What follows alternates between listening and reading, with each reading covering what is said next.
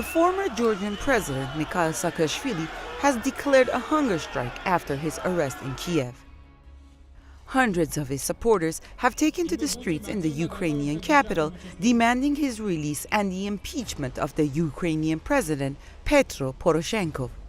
Arrested in Kiev on December the 8th, Saakashvili is now facing accusations of having received money to stage a coup from former Ukrainian President Viktor Yanukovych, who is currently living in exile in Russia. Ukrainian officials have suggested that Saakashvili's mounting protests are part of a Russian plot against the country. If guilty, Saakashvili could face up to 5 years in jail.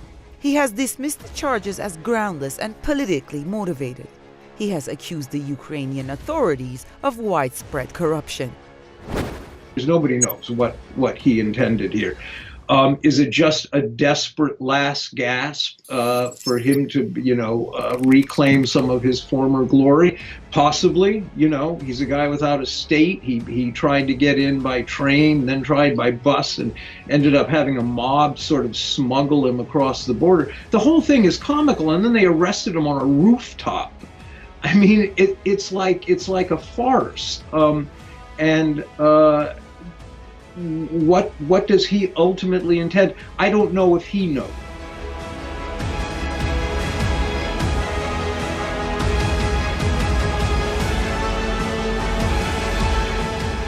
The Prosecutor General's office is going to ask the court to place Saakashvili under house arrest.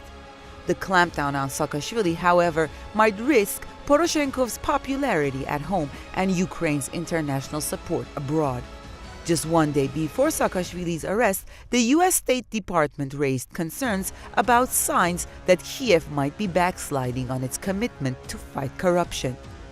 After the dramatic rooftop raid in which, as Poroshenko-backed prosecutors tried to catch Saakashvili, the U.S. Embassy in Kiev called for the de-escalation of the situation, urging the authorities to conduct a fair investigation.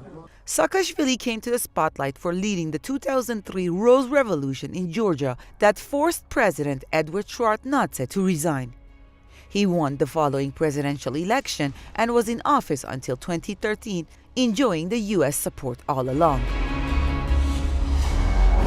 Saakashvili was part of this with the Georgian Revolution, so-called revolution, which was orchestrated by the U.S. too. Saakashvili is Western educated, and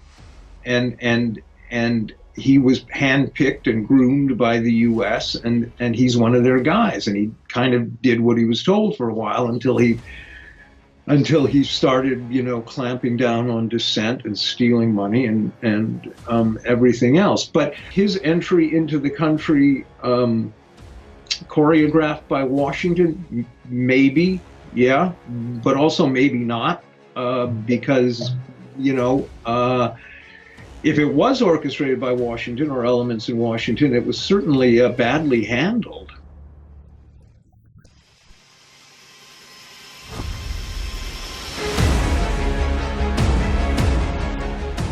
Analysts are not of the same opinion whether or not Saakashvili's arrest will signal the end of his political career. Saakashvili himself believes that the Ukrainian president is trying to eliminate him as a political opponent. His lawyer alleges the case against Mikheil Saakashvili is purely political and represents an act of political terror against Ukraine's key opposition leader. Since his return to Ukraine in September, Saakashvili set his sights on campaigning for presidential and parliamentary elections. In terms of Saakashvili, I mean, the guy's an idiot, and everybody knows this. I mean, he's as I say, his political career has been a disaster, and maybe this is just him off-book improvising, thinking he has no other options left. I'll return to Ukraine and take power.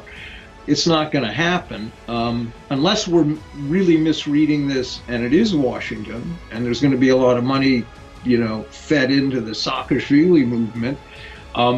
He did lead a very sizable protest the other day. Saakashvili's political future in Ukraine is not bright, but this veteran politician can pin his hopes on the strength and apparent dedication of his supporters in the most formidable test of his political career.